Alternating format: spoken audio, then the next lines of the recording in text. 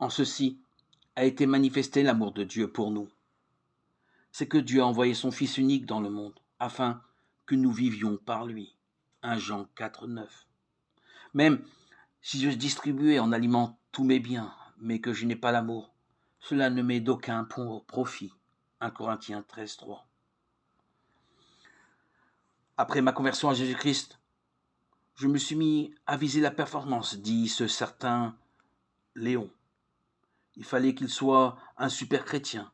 Il jeûnait plusieurs jours de suite, passait des heures à prier, s'occupait des sans-abri. Les gens étaient impressionnés, il faisait de bonnes choses, mais pas pour les bonnes raisons. En plus, il s'attendait à ce que les autres fassent autant de sacrifices que lui, et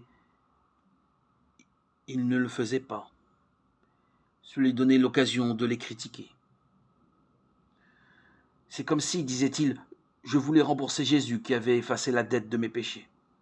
Mais j'avais beau faire de grands efforts pour servir et prier, cela ne suffisait jamais.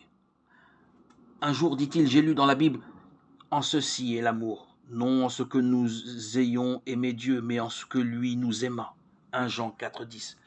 Subitement, j'ai compris, tout ce que Dieu me demande, c'est de croire en son amour et de l'aimer en retour. Cela a été un choc pour moi, dit-il. J'ai commencé à voir autrement ma vie de foi, à goûter la communion avec Dieu au lieu d'avoir l'impression de devoir toujours prouver quelque chose. Du coup, j'ai pu témoigner plus de compassion aux autres et j'ai arrêté de les critiquer, de les juger ou de les condamner. Être généreux, lire la Bible, prier Dieu, tout cela est bon tant que nous le faisons dans un esprit de reconnaissance envers Dieu. Mais si nous pensons que c'est de cette manière que nous pouvons conserver la faveur de Dieu, nous nous trompons complètement. Nous perdons ainsi de vue l'immensité de sa grâce. Toujours lire la Bible dans la reconnaissance envers Dieu.